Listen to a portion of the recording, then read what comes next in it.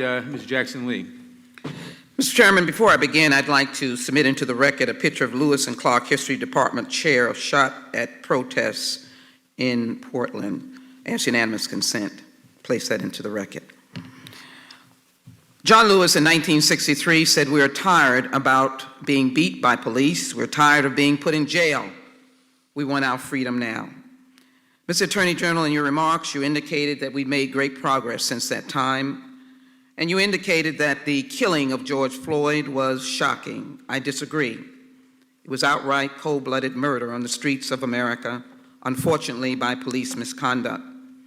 You seem to have a difficult time understanding systemic racism and institutional racism that has plagued so many. Mr. Attorney General, do you understand a black mother's or parent's talk to their child, to their son? Do you know what that is? I think I do. I don't know if you do, but Trayvon Martin, Ahmaud Arbery, Tamir Rice, Michael Brown, Sean Bell, and George Floyd. Black mothers and fathers have had to talk to their sons about police violence. I take no backseat to the history of this committee that has stood for good policing, not misconduct. And so I ask you this question: does the Trump Justice Department seek to end systemic racism and racism in law enforcement? I just need a yes or no answer. To the extent there is racism in any of our institutions in this country and the police, then obviously this administration will fully enforce this. So you agree that there may be systemic racism? To the extent, in where? Let me continue my line of questioning. I don't agree that there's systemic racism in the police department. Specifically, generally in this country. I'm reclaiming my time, Mr. General. Specifically, do you understand the violent impact of racial profiling, and do you support the end racial profiling, racial and religious profiling in the George Floyd bill, including the removal of the strict interpretation of qualified immunity, which would leave individuals like Breonna Taylor and George Floyd without any relief at all? No, I'm opposed to eliminating qualified immunity, and I don't agree that it would leave the victims of police misconduct. Well, let me share with you some aspects. Without any remedy at all. I'm reclaiming my time. Let me share with you some aspects of profiling.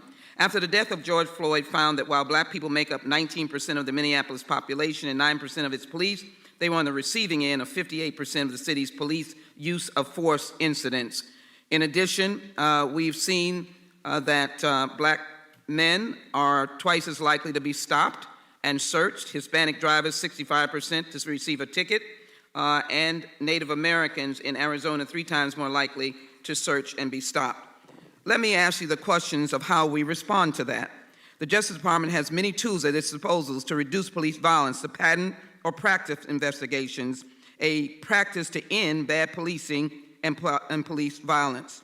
It addresses police violence at an institution level rather than just focuses on acute cases. If you understand that, then why has your department only pursued one pattern or practice investigation since President Trump took office that could stop systemic racism?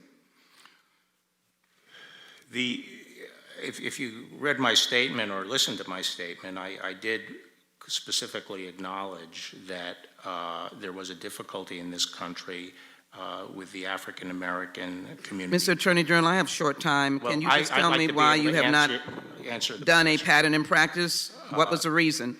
And you asked me what I thought the response was, and I thought the response to this is, in fact, training of police, and I think the police believe that that's a response. I was talking to a black then let chief me continue. of police. Mr. Attorney General, I want to respect you, but I have a short time.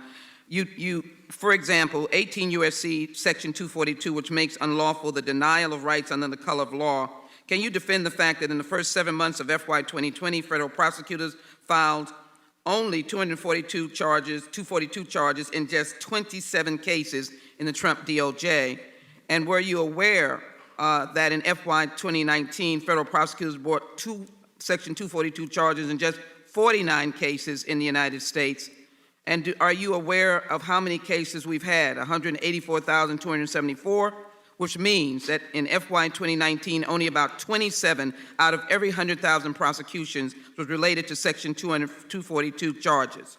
Do you have a reason for that? Yeah, yes, I do. I will get you the numbers on it. I don't know them off the top of my head, but actually our criminal prosecutions under 241 and 242 are extremely strong and are comparable to, if not exceed, prior administrations. But at the beginning of this year, most of the, very few jurisdictions had grand juries that were open.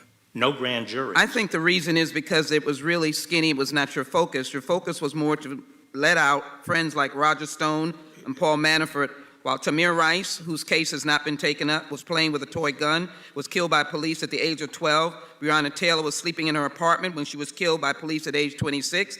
And Rashad Brooks, 27, was killed just for sleeping in his car in a Wendy's parking lot.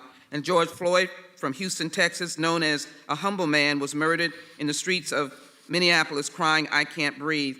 I would hope that the DOJ would focus on systemic institutional racism because there is good policing. That's what we're trying to do in the Judiciary Committee, and that's what we need you to join us on, Mr. Attorney General, and to recognize that institutional racism does exist, and until we accept that, we will not finish our job and reach the goals and aspirations of our late iconic John Lewis. With that, I yield back.